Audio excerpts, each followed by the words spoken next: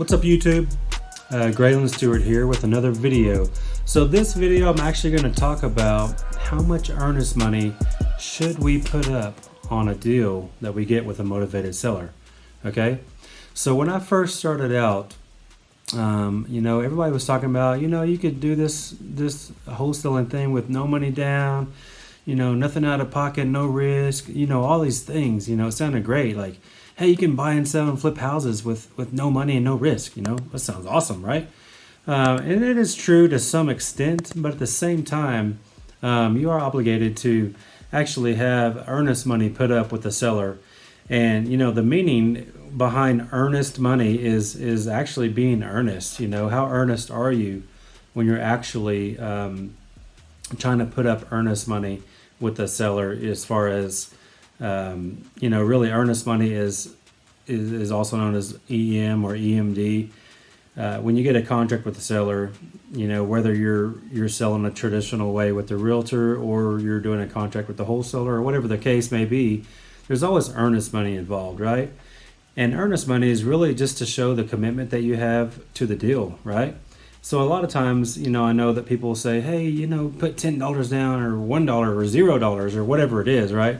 But at the same time, this is a risky business. There's risk in anything that you do, as far as, making money, right? So the risk in wholesaling is, sure, somebody could turn you into the real estate board or complain to the title company or to the county or to whoever, right? It could make your name bad or just kind of, put it out there that you don't do business the right way, an ethical way. So there is a situation to where, you could get sued by a seller if you backed out on a deal and you only had $10 earnest money put up. The judge is going to say, well, how earnest were you? You're trying to buy this $100,000 house. We don't believe that, and they could prove that we don't believe that you actually intended on buying this house because you only put $100 up, right? Because something more standard would be maybe 1% or, $1,000 or whatever it is, right? So the judge or the attorney, could definitely make an argument just saying that, hey, we don't even believe that you were earnest, right? So they could actually put you out of business just because you were too cheap to put up more than $10 initially, right? But however, I will say that, when I first started out, all we ever did was $10. I put $10 up. So I was writing all kinds of $10 checks that my accountant was always like, what is this $10 check for? What is this $10 check for? I'm just like, okay, it's for this property. I put up earnest money, all those things.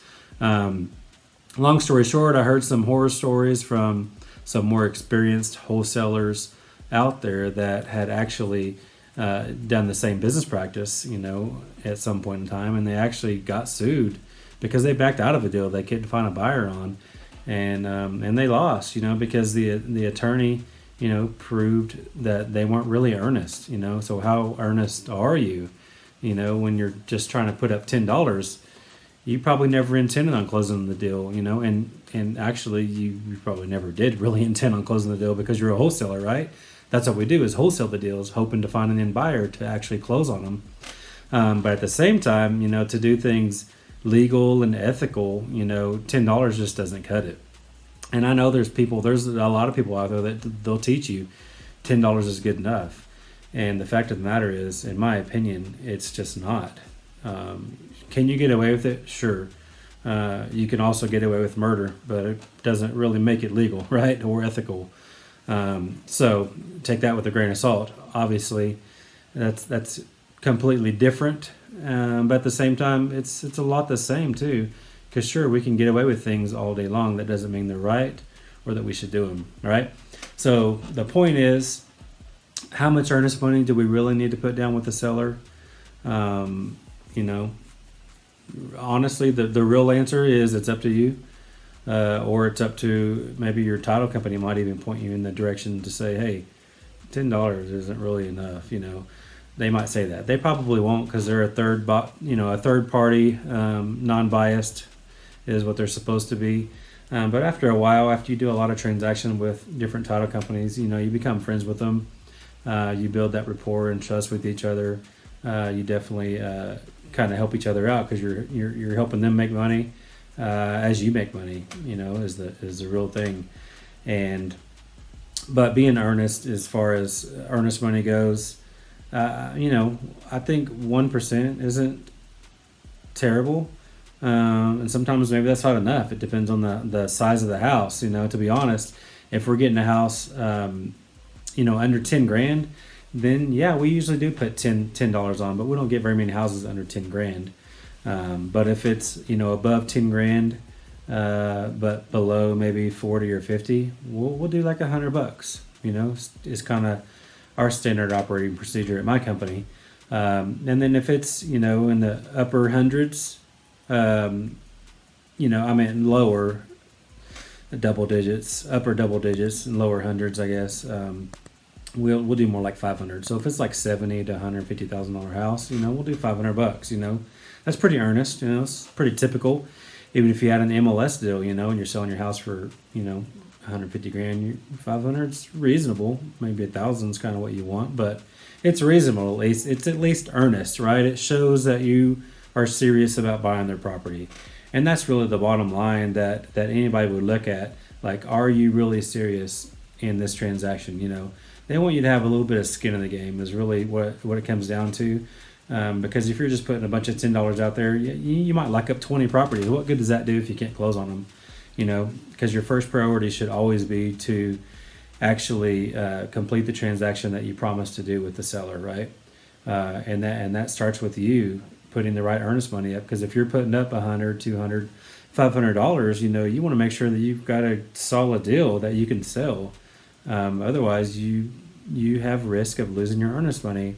And as you know, with wholesale contracts that we have, really we're protected more than the seller is, the way the contracts are written, if you have the correct type of contract.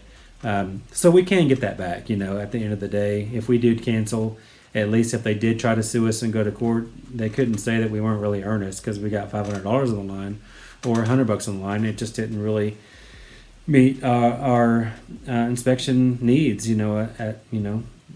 and that's why we canceled it during our inspection period. So that's exactly why we have that protection, because we can back out. But at the same time, I never go into a transaction without 100% wanting to close on that deal, with all intentions to make sure that seller gets their contract fulfilled.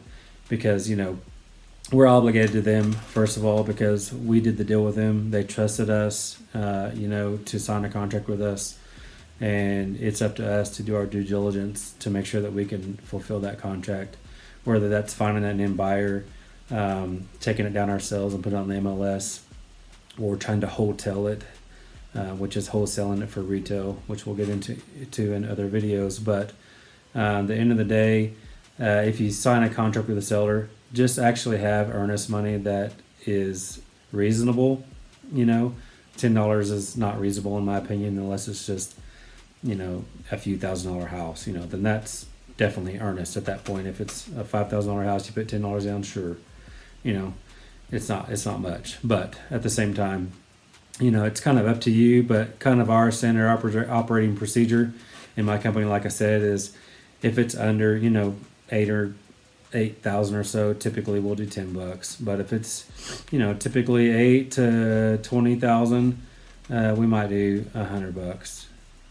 Even 8 to 40,000, we'll kind of push it to that. Sometimes do 100, because we do a lot of transactions. When you're doing 10 or 12 of those every month, that earnest money does add up. If you did 500 on all of those, that's a lot of money. That's just kind of out there waiting to close. Because we typically have 20 to 30 properties in escrow at all times, because if you're getting, that many contracts in a month, obviously that just keeps snowballing, and you always have things in escrow that you're waiting to close, or that are already assigned and just haven't closed yet, or that you're actively searching for buyers on. So really my answer is, how much money do you need? How much earnest money do you really need to put up? I would say 10 is only good if it's a few $1,000s. Otherwise, 100 I think is fine. If it's 20, 30, 40,000, it's fine.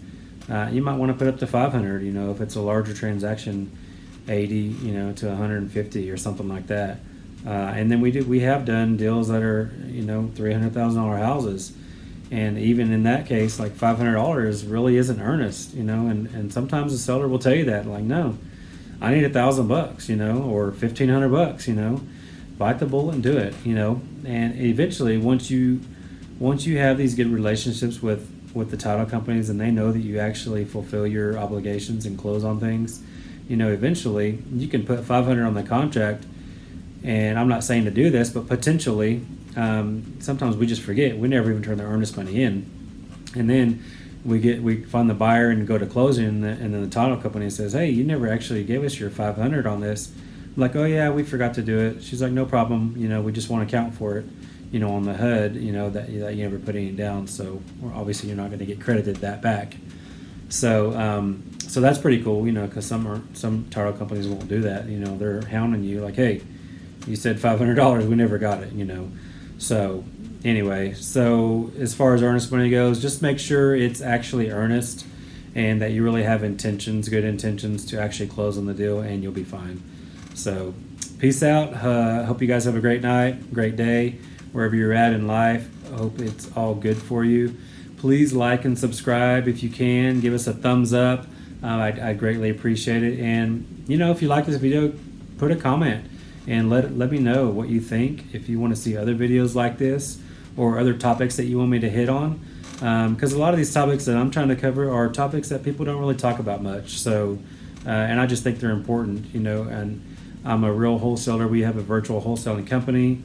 And, I live in one state and wholesale in a different state. And it's been like that from day one. And I've been in it about 2 years now. I'm still fairly new, but we are seeing good success.